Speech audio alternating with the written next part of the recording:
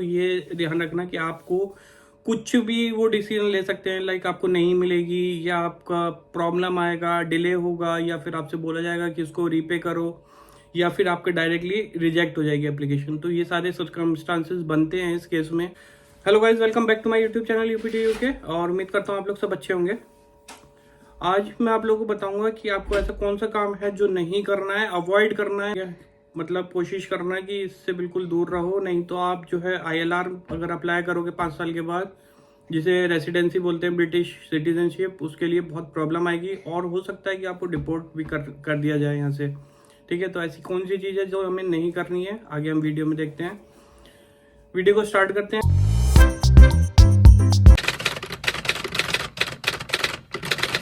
जो मेरे चैनल पे फर्स्ट टाइम आए उनको बता दूं, मेरा नाम विवेक मसीह है, मैं यूपी इंडिया से बिलोंग करता हूं, अभी इस टाइम यूके में हूं। मैंने आप लोगों के लिए एक टेलीग्राम चैनल भी बनाया हुआ है जिसमें मैं स्पॉन्सरशिप जॉब्स पोस्ट करता हूं डेली, लिंक डिस्क्रिप्शन में जाके चेक कर सकते हैं। वीडियोस स्टार्ट करने से पहले मैं आपको एक स्कैम बताता हूँ जो अभी रिसेंटली हुआ है। एक्चुअली मेरा ब्रदर इन लॉ लंदन में रहता है, तो उसका जो फ्रेंड है, उसकी एक फ्रेंड है, वो अभी रिसेंटली आई है आईसीटी वीज़ा पे, जिसको आपको पता है कि कोई कंपनी भेजती है आपको यहाँ पर, तो वो आईसीटी वीज़ा होता है। तो उसमें उस वीज़ा में आई है वो। तो उसके साथ एक बहुत बड़ा स्कैम हुआ है।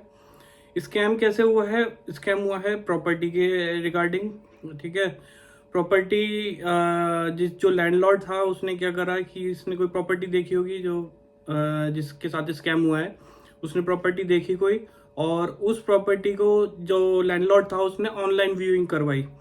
तो मैंने आपको बताया कि ऑनलाइन व्यूइंग कभी भी नहीं करनी है, आपको जाके फिजिकली देखना है आपको। मैंने अपनी पहले वीडियो बनाई थी अकोमोडेशन वाली, उसमें बताया था।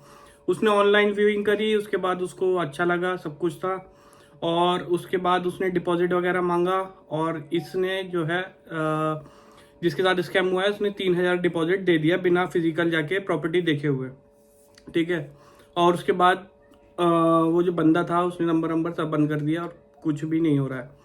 उसी के साथ फिर एक और स्कैम हो गया है कि वो एचएमआरसी से कॉल आया। वो आपको पता है बहुत कॉमन स्कैम है यहाँ पर। एचएमआरसी ने बोला कि आपके पास टैक्स ड्यू है, ये है वो है, फलाना ढमकाना, डरा डरू के उनको बोला कि आप 3,000 पाउंड पे करो।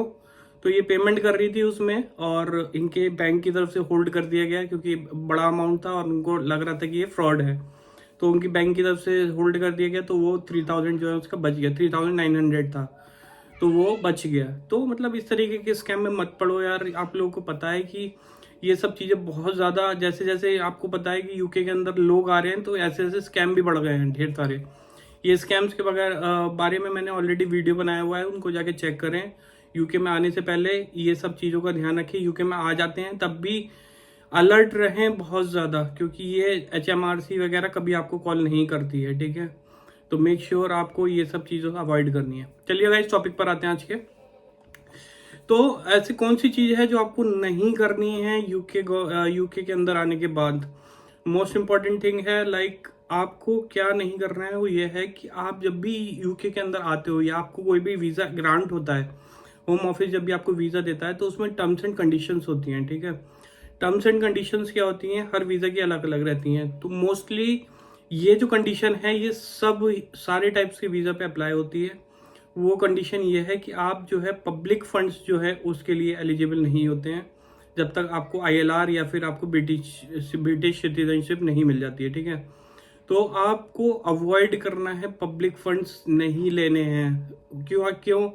पब्लिक फंड्स क्या होते हैं? जो गवर्नमेंट की तरफ से हेल्प मिलती है, चाहे आपको हाउसिंग के लिए मिले, हाउस अलाउंस है, आपको चाइल्ड केयर का है, और लाइक बहुत ढेर सारी। अगर आप एम्प्लॉयड नहीं है तो आपको वो जो अनएम्प्लॉयड वाला जो मिलता है वो है। ये सारे आपको नहीं लेने हैं।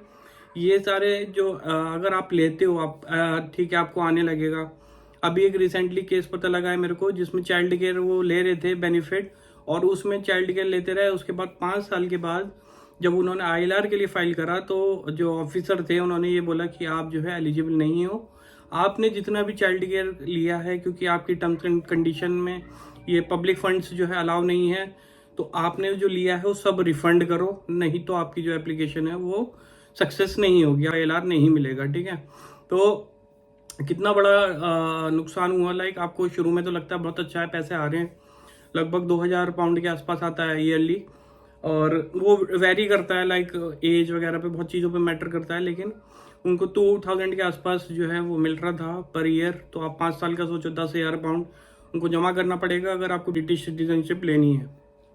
तो अगर आपको कोई भी बोलता है कि ले लो, कुछ नहीं होता है, ये है वो है, कुछ नहीं। आपको अगर ब्रिटिश सिटीजनशिप लेनी है आपको, तो आपको ये सब चीज़ें से दूर रहना है, वरना बाद में जाके एप्लीकेशन जब लगाओगे तो बहुत ज़्यादा प्रॉब्लम आएगी, ठीक है। तो किसी के भी बातों में नहीं आना है। और बहुत सारे लोगों के मन में डाउट रहता है कि भाई पब्लिक फंड्स कौन से होते हैं, कौन से नहीं होते हैं। मोस्टली जो है पब्लिक फंड्स आप लोगों को पता ही है कि ये चाइल्ड केयर वगैरह, हाउस अलायंस है, रहने खर्चा, अगर अनएम्प्लॉयड हैं तो उसका खर्चा, ये सब जो है पब्लिक फंड्स में आता है। आप कौन से बेनिफिट्स ले सकते हो? आप बेनिफिट मिलते हैं आपको, लाइक आप प्रेग्नेंट है, फीमेल है, आप प्रेग्नेंट है तो आपको प्रेगनेंसी के बाद आपकी मेडिकेशन फ्री हो जाती है, सर्टिफिकेट मिलेगा आपको एनएचएस की तरफ से, आपकी मेडिकेशन फ्री हो जाएगी, ठीक है। आपका जो डेंटिस्ट है वो भी आपका जो है फ्री हो जाएगा, ठीक है, लेकिन प्रेगनेंसी के बाद। अगर आप कोई फ्लू वगैरह जैब लेते हैं तो वो सब भी फ्री है, उसमें भी आपको कोई चार्ज देने की ज़रूरत नहीं है, ठीक है। और अगर आप की वर्कर में आते हैं तो ठीक है। तो ये सारे जो हैं आप आपको कोई टेंशन लेने की ज़रूरत नहीं है, ये पब्लिक फंड्स में नहीं आता है। लेकिन जो चाइल्ड केयर जो मोस्ट अट्रैक्टिव है वो है चाइल्ड केयर, और एक हाउस अलायंस जो होता है वो जो मिलता है वो बहुत मोस्ट अट्रैक्टिव है, और लोगों को नहीं पता होता, वो चीज़ में ले लेते हैं ये बेनिफिट।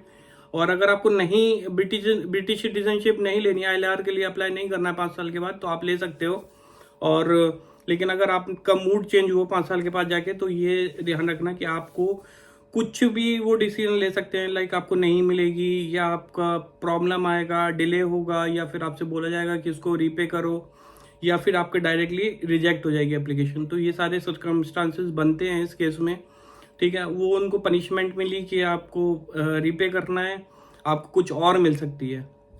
मेक श्योर आपको ये सारी चीज़ें अवॉइड करनी है यूके में आते हो। किसी के भी बहकावे में मत आना है। यहाँ पर यूके में बहुत ढेर सारा फ्रॉड चलता है भाई, बोलते हैं कुछ नहीं होगा, ले ले, ये है वो है, कुछ नहीं करना है आपको।